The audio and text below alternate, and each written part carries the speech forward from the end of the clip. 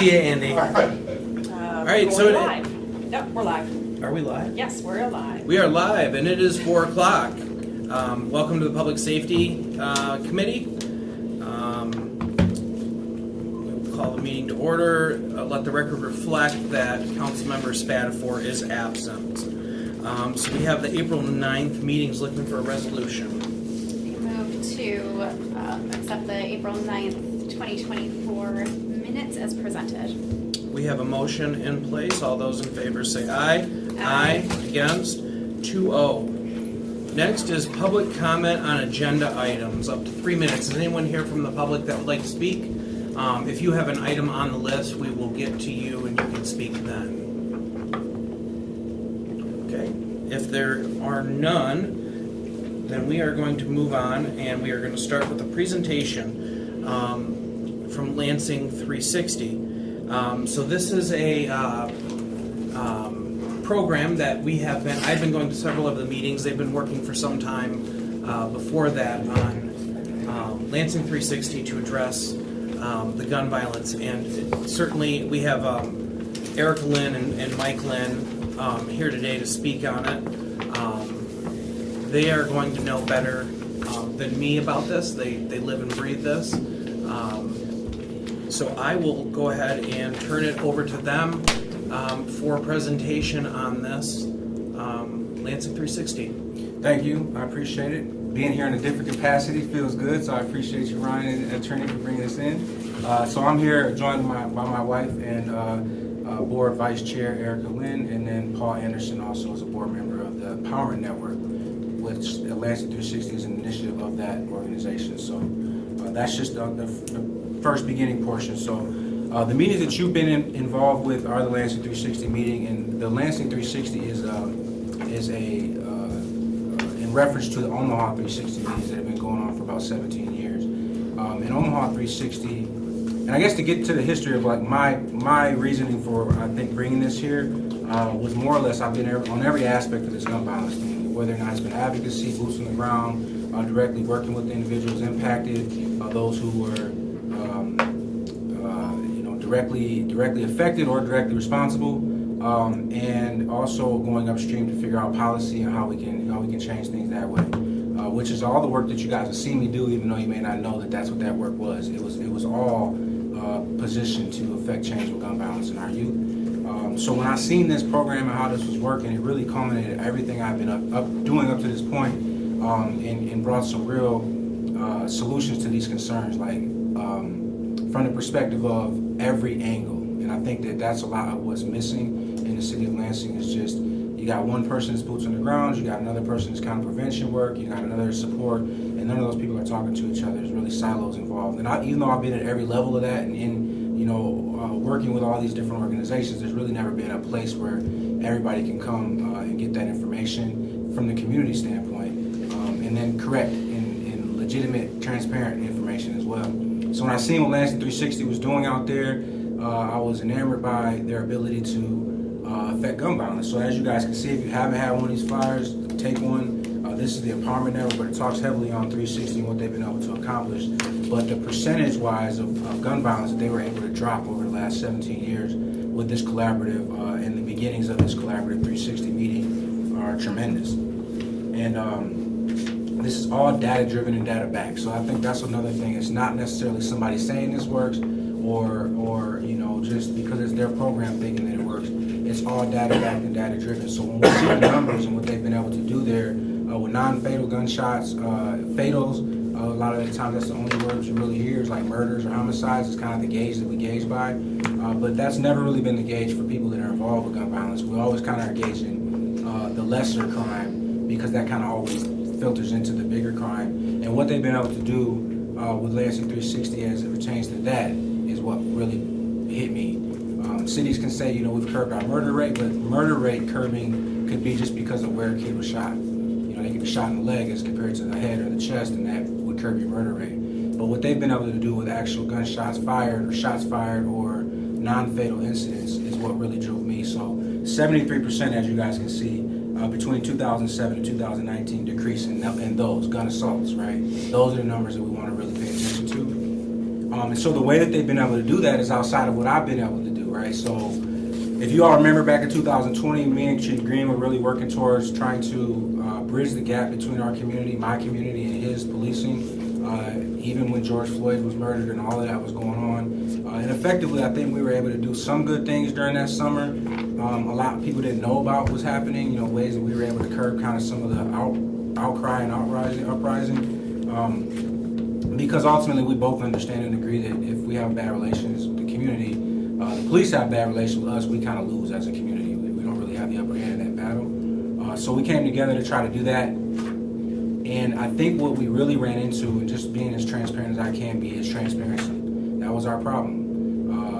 I may get good information, but I'm not supposed to share it with everybody else. And so you have this big subsection of the community who still feels wronged or left out of the conversation, and that fueled a lot of what we were trying to put out, the fires we were trying to put out. And so when I watched 360 and watched Chief Smarter of Omaha addressing that fact, that this can't be an invite-only conversation. I can't invite the people who we feel comfortable with. I have to have this conversation with everybody, and that's what they did at 360. When they had things that were happening in the community, police violence, violence against citizens, some of the things we've had happen in the city of Lansing, just their immediate, transparent nature and how they've dealt with that in these meetings weekly, and in Omaha it's weekly, ours are bi-weekly right now, has made a huge difference in the police-community relations and the trust factor, and that's really what we're looking for. We know that through data and statistics that if the community trusts the police, they'll come forward, and they'll be more inclined to talk about what they're seeing, help in investigations, and our clearance rates will go through the roof compared to being really low right now as it is, right? Nobody wants to talk because they don't know what's happening after the process has started, and they don't really trust that their information is going to the right places. So these are all, I think, bottlenecks in places that we've seen throughout the work that I've done, that we just get to a point where we get stalemated because we don't have this relationship.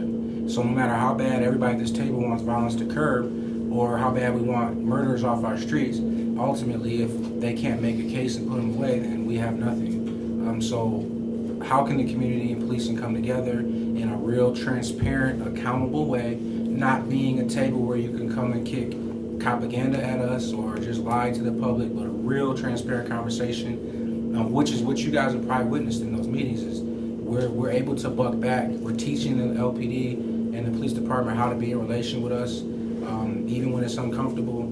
So that's really what this is about. And we're in our infant stages. We've been doing this for about 7 months. We just had our first meeting last week where we invited the public, general public, into it. Outside of that, it's been stakeholders such as yourselves. We've had people from MSU, School District, Ben Shoulders been in these meetings. Chief Sturdivant has been in these meetings. Chief Sotheby, Chief Backus, and so on, Captain Prattle. Just kind of people who are engaged directly in gun violence, and then some peripherally.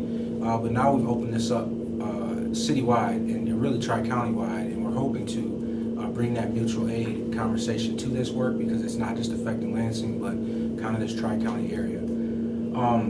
So that's our goal with 360. And then on top of that fact, I don't want to take up too much time, but on top of that fact, with the Empowerment Network, also we have the Village Lansing. That's real kind of boots on the ground resource allocation towards this work in all phases, the prevention, intervention, and support aspect.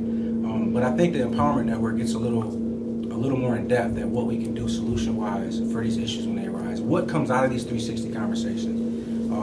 One of the things that we talked about a couple weeks ago was Chief Backus talked about how a lot of our shootings and our shots fired and people being shot can't happen at maybe a very small number of events, right? 9 events produce 25 shootings. So if we know that to be true, and we knew that these events could be problematic, what are we doing as a community to try to curb that? Police will do enforcement once they find it, but outside of that, what are we doing to try to get away from there being enforcement or it becoming shots fired, and then we have to go out there and shut Ryan Cabell down, right? If we had known about that, which a lot of us did prior to it happening, and got involved before an enforcement level has to happen. So with this certain area in the city that's become that problem and that concern, we were able to, Paul was able to make contact with the store owner there and set up a meeting and conversation through that, where we can get the police and them on the same page so they're not jumping straight to enforcement.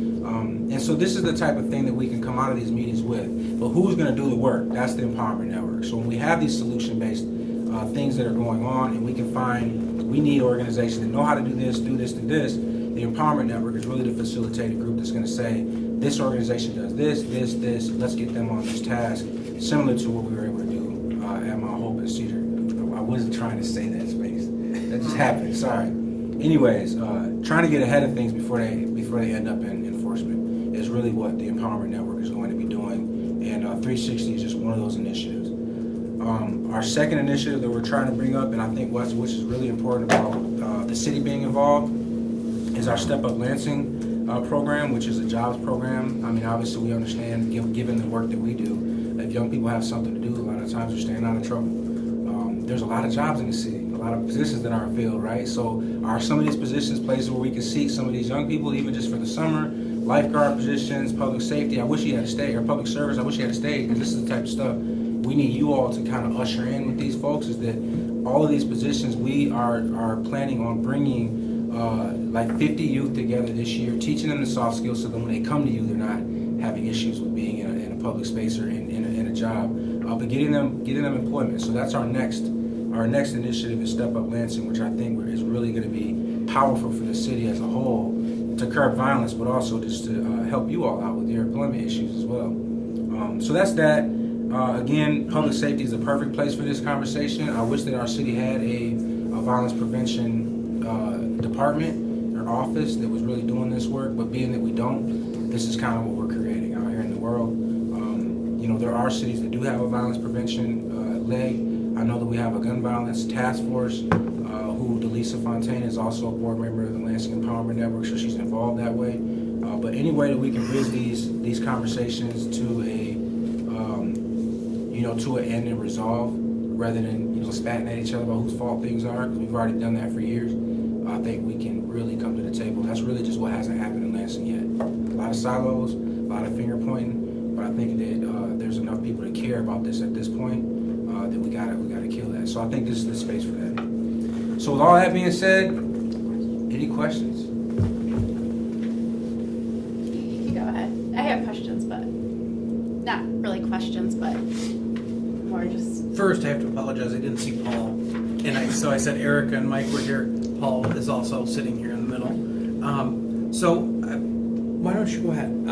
If you've got questions or. Not necessarily questions, but I do want to thank you for being here today. Mike, you were at the EDI committee meeting a few weeks ago, and I knew that we would expect you here at Public Safety as well, which I think is great because the work that you're doing kind of hits all areas. And I said at the previous meeting that when people in the community talk about holistic solutions to issues, this really is one of those holistic solutions. I mean, I'm on those meetings every other week, I think it is, every other week. And I was really impressed the first meeting that I, tapped into, went into Zoom, and I see Lansing School District representation. I see city representation. Ryan was in the meeting. And not only elected officials, but department leaders as well. You have HRCS and community members and faith-based leaders, and so it really does speak to having the holistic solution. So I was really impressed to see that come together, and then the thoughtful conversations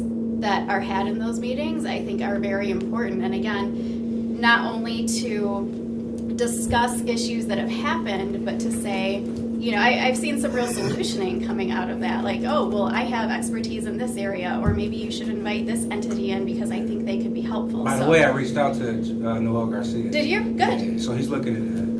Great. So, and exactly. So, I mean, I just want to say that again in this committee meeting that I do think that this is great for those, we talk about wraparound services, holistic solutions. What does that mean? And I think having been in these meetings, I can really see it happening in real time. So I think that's great.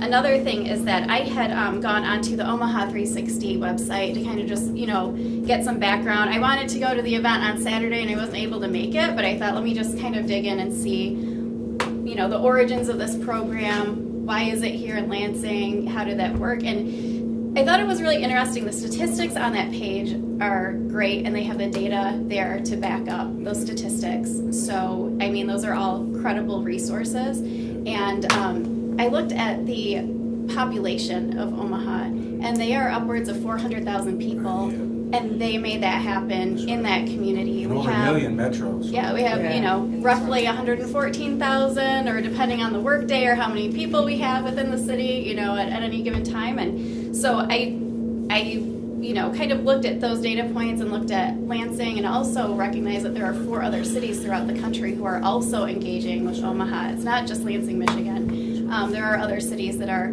interested in their programming, their solutioning, how they went about their process. And so, you know, I think that shows that this is a credible resource and a Sure. credible institution to look toward when we're talking about solutioning for our city and how we can best approach that. Yeah. One thing that I thought was really important as we had talked about this, and Willie Barney is like, he's the CEO, right? So this is a nationally accredited program. This is something that's Department of Justice accredited. So when I was talking to him about all of this, the fact that our city is a fourth the size of theirs, we're way ahead of the game, right? They had to do a whole lot of work to get the people that they got to the table over 17 years. We have that already. Council members inviting us here. We've been here 7 months. You guys have been in those meetings. We got Sarah Anthony on board. You know, there's things that, so asset mining about what we have in the city, we're way ahead of the curve. We've been doing this for a minute, right? So this is like, I'm really excited about where we are. We've already learned so many, we've already bumped our head enough to know and have good people in place already. So this is powerful. I think that we're going to get really far, really quickly, especially bridging these conversations like this. So, yeah. So, Mike, what do you know, as far as it's concerned with public safety, what can we do to help with the next steps? Your presence meant a lot. I think that when you showed up in the meeting as a public safety chair, I thought that meant a lot. I think bridging the conversation, so this is what I think is the most important part of this work. When you're in this meeting, you may be in there 6 months and it's never your turn, right? It never has anything to do with you specifically. And then all of a sudden, the question comes up, we need somebody who does this thing. And then it's your time. It's your time to shine. Your name's plastered on the board as the person or the individual or the organization who can do this thing. So I think public safety, just everybody you guys have coming here, that their mind state and their framework is around public safety to be in these meetings, and you guys champion them to be in these meetings, or y'all being in this, kind of showing that way, their time is going to come up. If it's a park that's a problem, that, you know, this specific park is having issues, emergency management, you know, all these aspects of when this problem arises, I feel like it fuels people's juices that, oh, that's my sector. That's where I need to be involved. But they are only going to know that if they're there. So making it, you guys kind of blazing that trail that this is acceptable. Like you just gave that great pitch. I appreciate that. This works. I've seen it. I know what it does. I've seen it on Omaha. We'll invite people to the table. Like all of the aspects of everything you guys are doing all feels back to gun violence, poverty, all of these housing, all of that stuff falls back to this. So there's just this intersection of all of these different entities, organizations that don't know yet that they're influential when it comes to gun violence or violence in period. So, I guess my next question would be, you know, do we have a meeting coming up next week?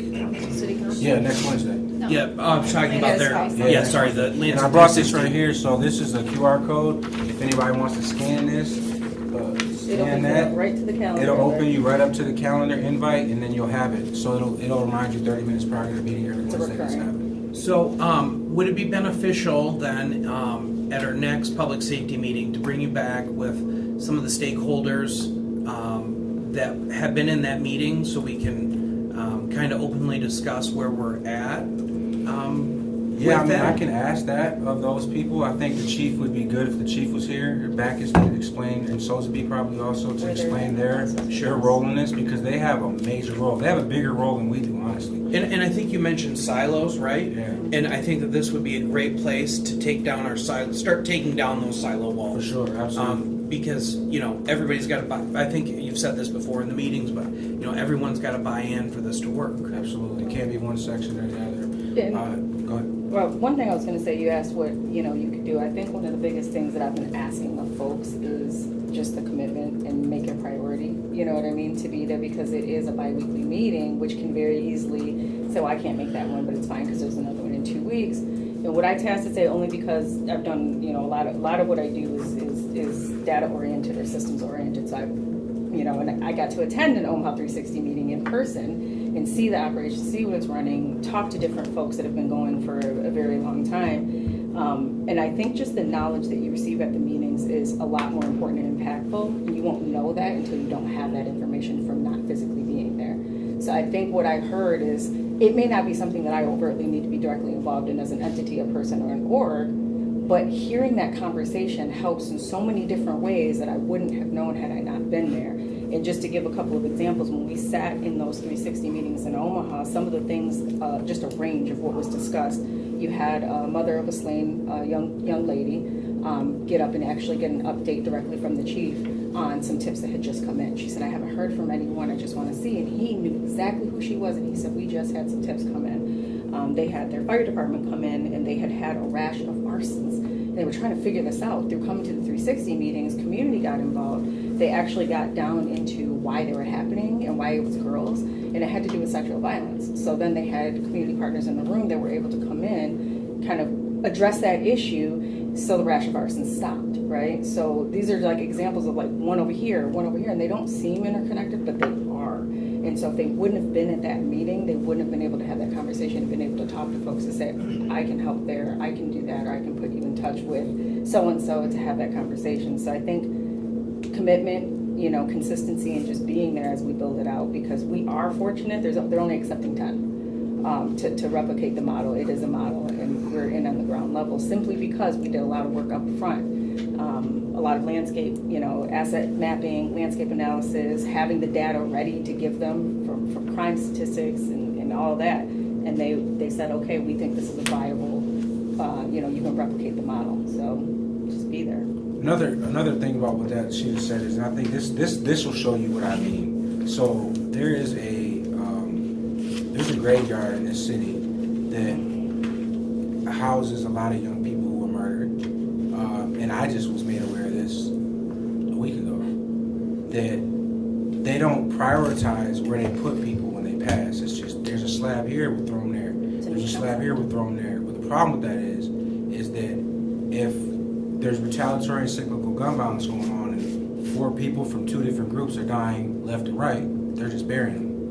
Right here, right here, right here. So this is a situation where if that organization was in these meetings, if the funeral homes were in these meetings, they would understand that you're creating an environment. They could turn into a shootout just by where you place 2 bodies at inside this graveyard. And this happens. So you have 2 rival fascists that have gone against each other, that have brothers that are slain, that are buried literally feet away from each other. They wouldn't know that though. They have no idea. So when you show up to one of these meetings and that's going to be a conversation in our next meeting, they would know that. It may not be, that group might be showing up there every week and not have anything to do. And then all of a sudden you hear that, it's like, that's my realm. Or Loretta Stanaway, who works in these environments, could say, I never thought about that. Let me get that information to the right person. So it's just one hub for all of this information. I always say it's like the hub. And all these organizations are spokes, and it's something that's really being conversated about a lot as of late. Is people that are involved in gun violence prevention are getting tired of going to everybody's meetings. There's 15 meetings I've got to show up to explain to this pastor's group and this pastor's group and this person's group, and so now we're taking all of that and putting it into one place that people can trust for the information to come forward. That's another aspect of what this is doing. Well, I certainly, did you have anything else? No, I just real briefly, I think that having attending meetings, reading more about Lansing Empowerment Network, how Lansing 360 filters into there, researching Omaha, just recognizing that I think it's unrealistic to say that we're going to completely demolish gun violence, right? I mean, that's not a reality. And I think that it's good to let people understand that if we shift our perspective and just realize that this is an ongoing commitment, like Erica said, show up, be consistent. This is something that's going to continuously be worked on. Sometimes it ebbs and flows, sometimes numbers will be higher, sometimes they'll be lower. But the point is consistency to show change over time. And That's so, right. you know, I'm hoping that that's what we're able to achieve And when here. you have transparency and accountability, these numbers are our numbers as a total. So it's not the police department saying our numbers are down because we did. It's us as a continuous of group of people saying our numbers are down. It's responsibility of all of us. And when they're up, it's our all responsibility. So I think that's a major shift in perspective that hasn't happened yet. We all look to, it's their fault, it's their problem, it's this, that. And when the numbers are good, we all had a hand in that. When they're bad, it's just the police department, or it's just the mayor, or it's just this person or that person. So sharing those data points and those numbers is what they were able to do there, to say this is an ebb and flow, but we're in it together, and we're all at the table together no matter what. So that is what we want to see. Well, I appreciate all three of you coming today to present, and I think that this is something that we need to.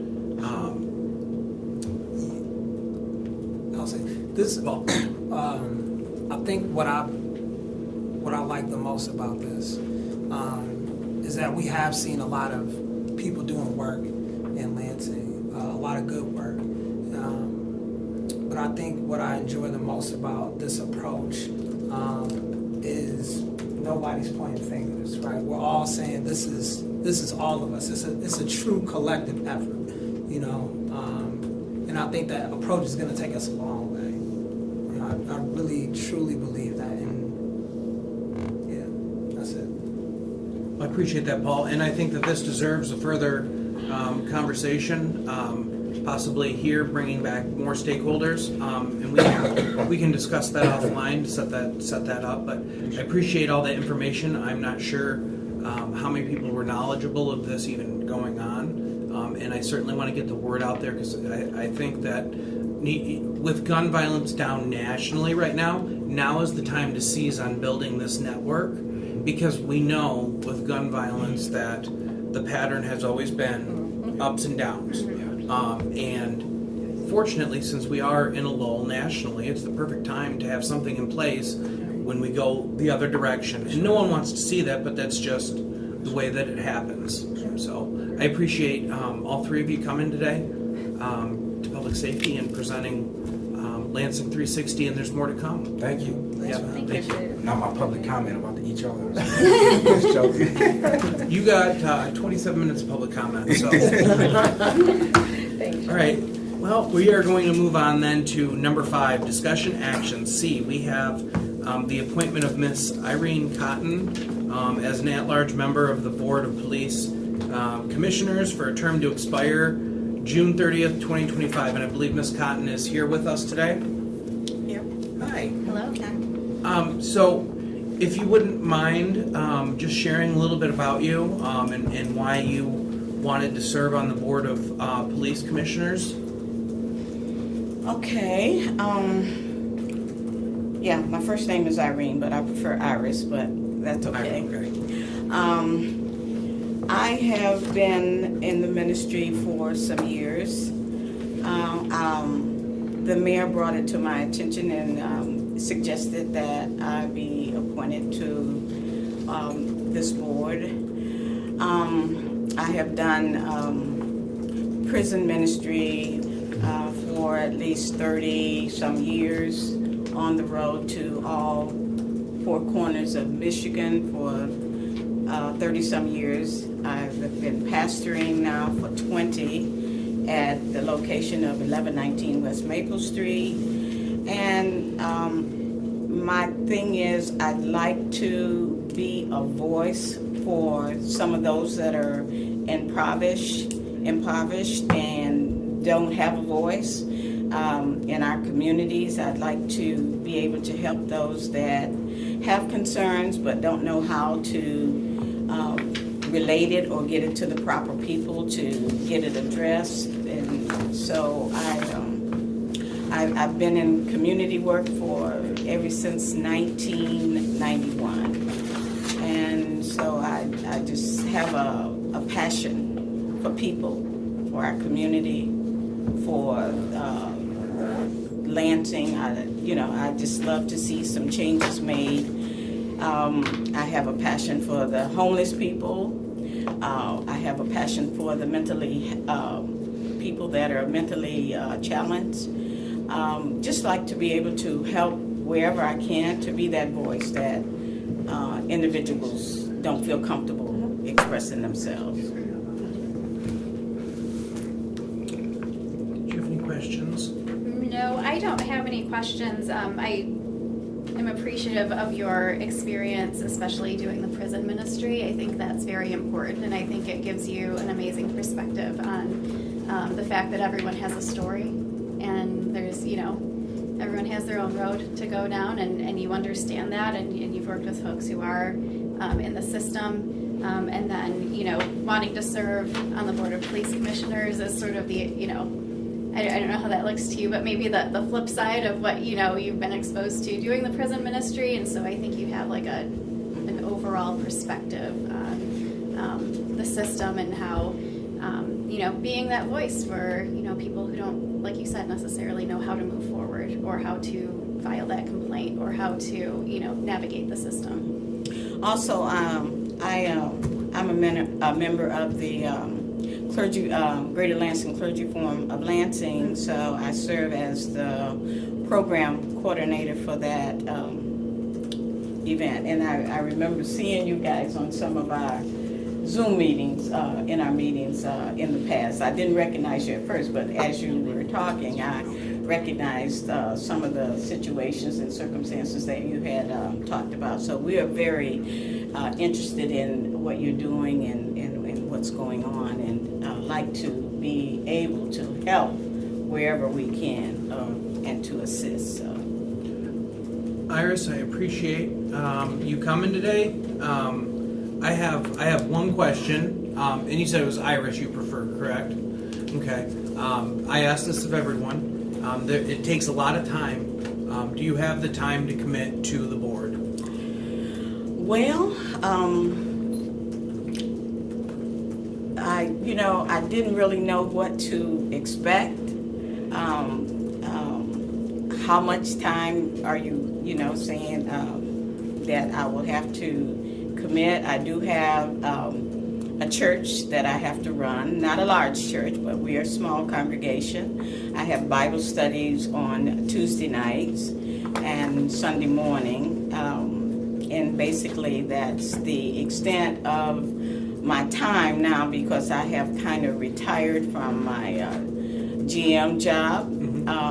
I retired from the prison ministry, so I'm not going up and down the road, which I was like every week going to one of the different facilities. So I don't have those on my agenda Sure. anymore. I think the time thing is more, can you make the meetings? We do struggle with people being able to make meetings.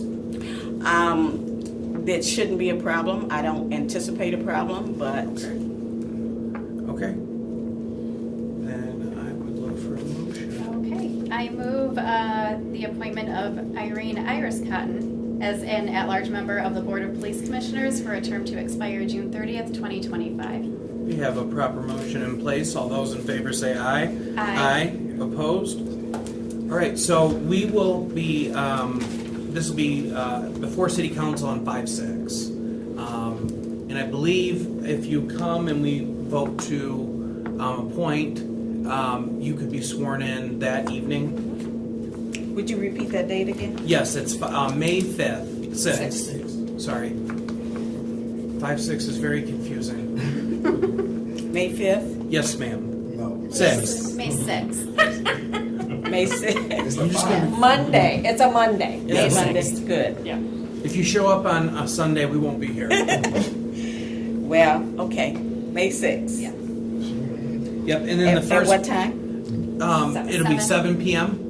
And then the first meeting is May 21st for the police commissioners. And what time is that? I'm not, Commissioners meet at 5:30. 5:30. And where would that be? The locations of the meetings change. I'm sorry. No, but I don't know the answer to it, so. Often they are here in the Lansing Police Department on the second floor. They meet on the third Tuesday of every month. at 5:30. Once a month, I believe, they change to another location within the city. All of the meeting locations are posted, though, ahead of the meeting, so you'll know where they are. Okay. And it looks like we have your email too. Yeah, So so we can reach out and let you know. Yeah, that's Okay. good. That's good. Yeah. All right, perfect.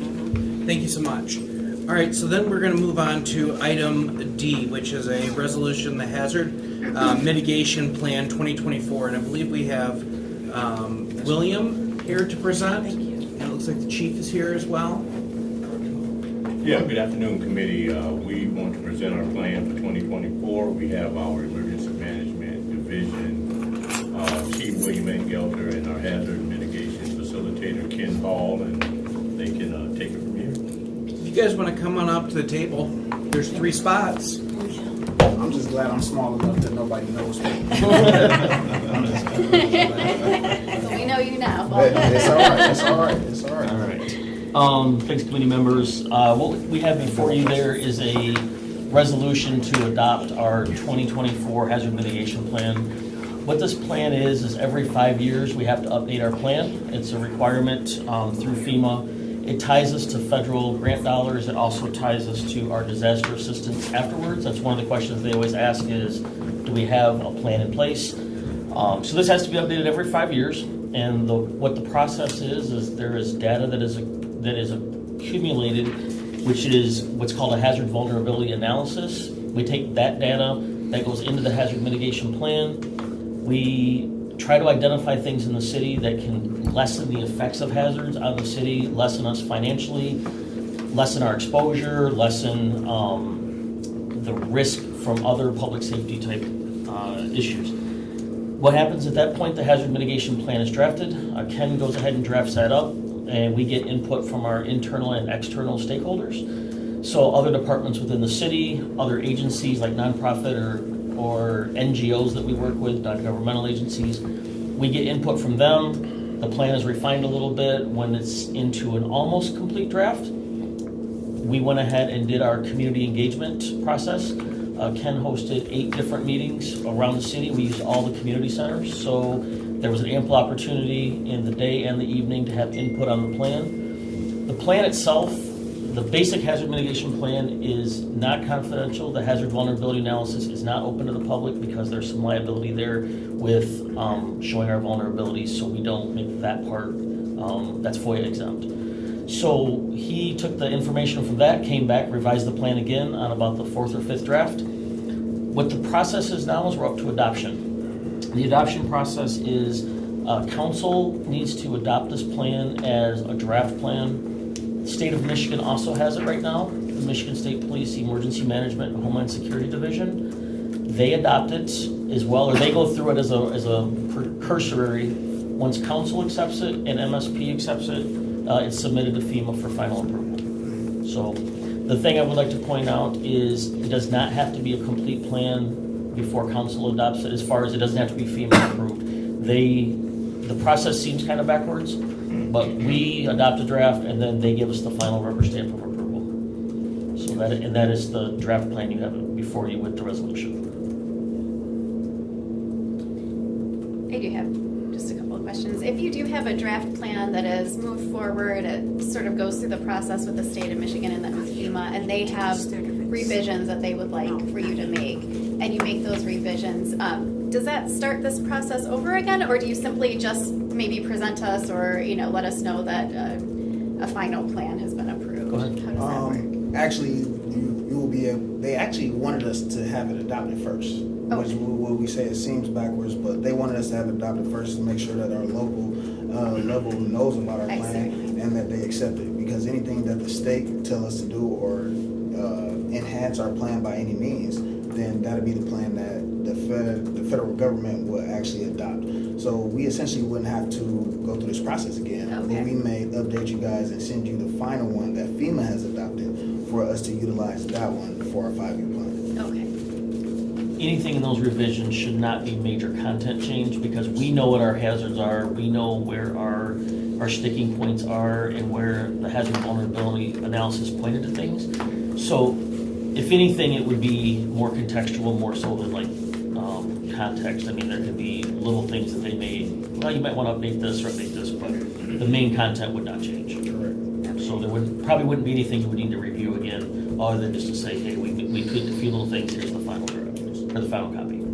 Okay, and I have another question. I did see some portions in the annual report, and I'm not sure which pieces I can speak on No, openly you about, good. but You good with everything that you guys have is okay. okay, perfect. Yes. So there was a grid that had some initiatives that were either being worked on currently, or they were being investigated to find more information, or Yes. it was said, they're completed, or they're pushed off to another time because it's not feasible. So I'm just wondering what do you factor in? I mean, is it the cost factor on completing some of those initiatives? Is it are there other variables that you consider? Some of it's cost, some of it's time, availability as well with capacity. Sometimes we have to apply for federal funding or money from whether it's the state or the feds in order to get those projects done. Some of them that says investigating, we just naturally have to work through the process, maybe cost benefit analysis, or figuring out our gaps within our resources to pull them together before we go try to actually create a project. Most of those projects within our mitigation project list has been things that either has been discussed at meetings like this, past city council meetings, past events that has happened throughout the city, but they have been mentioned at least. Anything that's further than investigating, we have either looked at or paused because of some other factor. I will say I only been hired since COVID. And in the interim of me being hired, I think there was naturally just some change in how we work, right? So a lot of things went to virtual, or just our meetings and stuff had sagged. So now I'm trying to figure out what's next. That's our next process through this 5 years for me. So this is my first time doing this whole time. Now I have the ability to make my own processes and figure out how we march about this for our next 5 years into our next cycle. And there are projects in there that obviously with the hazard mitigation plan, we know need to be tackled, but like every project that every department in the city has, as well as city council, as well as the mayor's office, we all have projects we know need to be accomplished, but we're hamstrung by something. But that doesn't stop us from at least identifying, we know that they're there, so at least we're putting it to paper that we could say, hey, we weren't unaware, we're very aware that there's a problem. We may not have the ability or the resources to fix it right now, but we know there's a problem. The other thing that does is as things pop up for us, such as grants or other opportunities for funding, that gives us that opportunity to say, oh, this grant opportunity popped up, we have a mitigation project that would fit perfectly into that. So by pre-identifying it and identifying the sticking points or the choke points, then that gives us the opportunity to align when we get financial or manpower resources, either one. So. Well, I appreciate you guys coming. I don't have any questions, so would you like to make a motion? Sure. I move to accept the hazard mitigation plan 2024, the draft plan as presented. All right, we have a proper motion in place. All those in favor say by aye. Aye. Aye. All those opposed? 2-0. All right, thank you. Yep. Like that. This will go to council on May 6th. Okay. Yep. Sorry. I was. Oh, I'm sorry. 5-6. Five, yes. six. So if you need I something even May the formal, wrote it Yeah. down. I'm yeah, if sorry. you need the certified resolution, just get a hold of the clerk's office the next day if you need that when you file it with the state and FEMA. Perfect. Okay, thank you. Yep, because the state requires that resolution be placed as well. Correct. Oh, yeah, the city clerk will certify it either that night or the next morning, so just get a hold of Chris. Okay, Thank you. perfect. Yeah. Appreciate Thank you. you. We appreciate it. Thank Right, you. so next we are on to item E, which is a resolution to set a show cause hearing for the Make Safe or Demolish of 1115 Regent Street. It looks like we have Walter here from Code, so I will let him take the floor. Okay, so this case, this property was tagged on 11/29/2007. Was red tagged on August 4th, 2009. Updated pictures on August 29th, 2022. Estimated cost of repair is $97,149. We have a demo board meeting on December the 7th, 2023. They gave him a make safe or demolish order by February 22nd, 2024. They did not meet that requirement Right now, it has they were issued electrical permit on April 17th, 2024. They have an issued mechanical permit on February 1st, 2024. They may need a building permit that's not issued right now. That depends on the electrical inspector, and they are lacking a plumbing permit. And so we are recommending you table this because of a change of ownership and the fact that they've pulled permits. When did ownership change? February 15th of 24. Oh, okay, so just this before- past February. Just before the demo order lapsed and we referred to council. When did the ownership change? February 15th. And what was the Make Safe or Demolish board meeting, February 27th? No, the February MSD board 27th. voted it out in December and ordered that within 60 days it be made safe or demolished. And so if they don't on their own within that time frame make the property safe through lifting the tag or demolishing it, we then refer to council. And the owner's not here. The new owner is not here today. Casey Howard. You know, I have seen a lot of these Make Safe or Demolish come before us. That's why we've tabled those other two. I don't want to end up with a pile of these that we're giving special exception to because the new owner switched. I mean, that keeps happening. He didn't even bother to show. So I would like to see this move forward. He'll have plenty of opportunity to show that he can actually get through these steps. And with him not here to answer that, I would feel comfortable moving forward with this for a public The show cause? show cause hearing on 5/13. We've got I get that he's pulled permits, but if we start making that normal, people are just going to start doing the pull the permit and then let it expire game. And you've got too many red tags, I think, in this town that are beyond saving at this point, that I don't want to see us turn into, let's table this one, let's table this one. That's, how do you feel about it? Oh, I agree. I believe the new owner will have the opportunity to come forward and give an update on May 13th as to any additional work that has been done or permits pulled. And I believe submit some kind of timeline or information as to what these new plans are for this home. So there is an opportunity to, sometime in the future say, okay, at this point I feel comfortable not moving forward with this process because we can see some tangible change with this property. So, And I think if we're being honest with ourselves, this has been red tag since 2009. I was young and idealistic then, just out of high school. So that's concerning that it's been hanging around that long.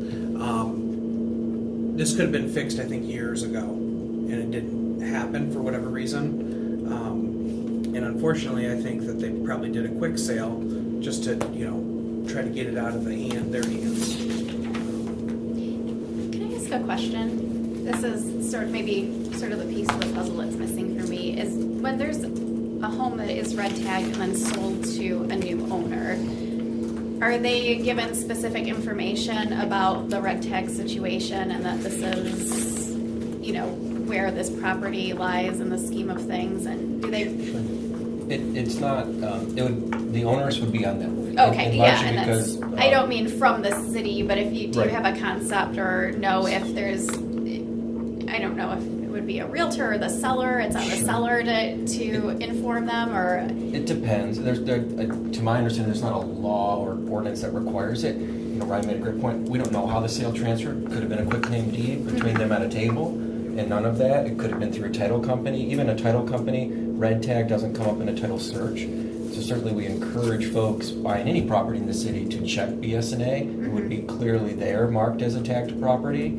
I just think knowing the condition of the property, if they had visited, I haven't talked to the new owner. I don't even know the relationship they have. If there is a relationship with the former owner, ideally they would have saw the tag on the property. And so, but that property research in general is really on the buyer in that case. The Okay. only thing that would come up in title if they went through that kind of closing would be unpaid taxes, unpaid assessments, those types of things would come up as a flag and a title commitment. Okay, thanks. And I didn't assume that it was on the city to Sure. inform, anyone who purchases. I mean, that's out of Sure. our realm, out of your realm, but, I mean, absolutely, if they called, we'd absolutely disclose that to them. oh, okay. Yeah, my guess, I'm assuming, this is hypothetical, is that the former owner, and I made a great point, was forced to do something and didn't. And so instead of being left with having to demo themselves by order of council and then being charged that fee, they got it off their hands. So Sure. again, I haven't had an opportunity to talk with this new owner, and I might like to use this as an opportunity to ask you all a question on processes. Would you like it to be standard that EDP invites the owners, whether it's the new owner or the current owner, to your meetings for your show cause hearings? We're happy to help with that, but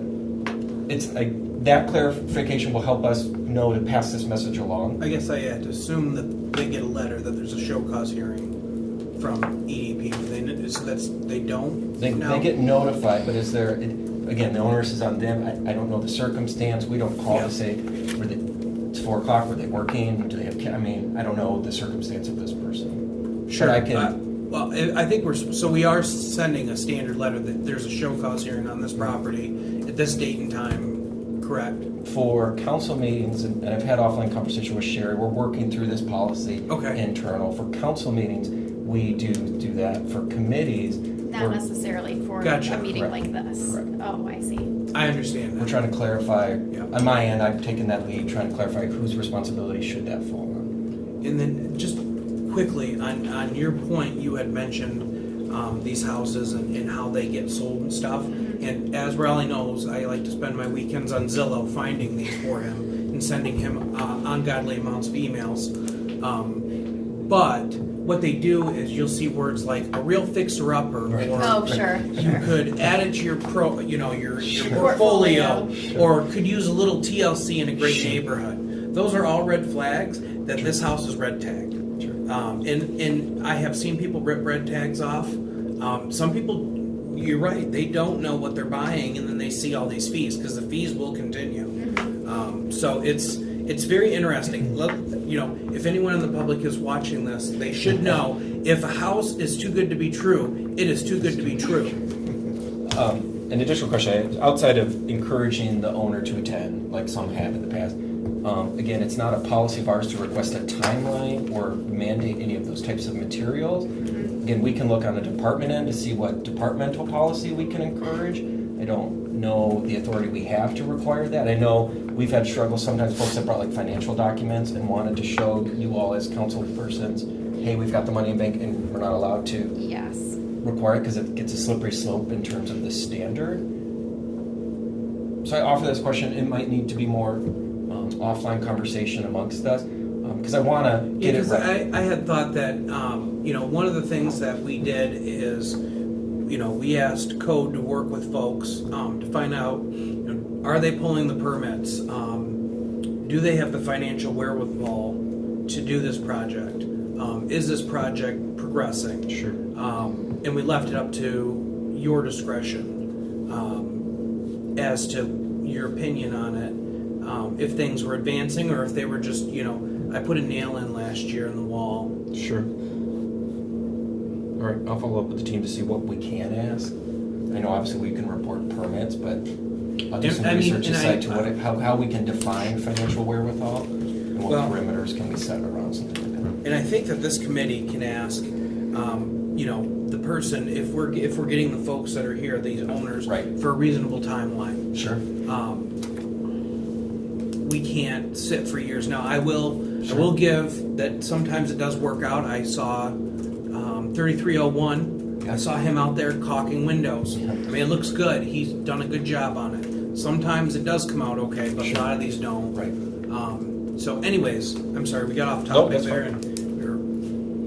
Yeah, all that to say is I feel comfortable moving this one forward through the process. Again, the owner will have the opportunity to come and speak with us on May 13th. So I move to set a show cause hearing for Make Safe or Demolish 1115 Regent Street to be held on May 13th, 2024.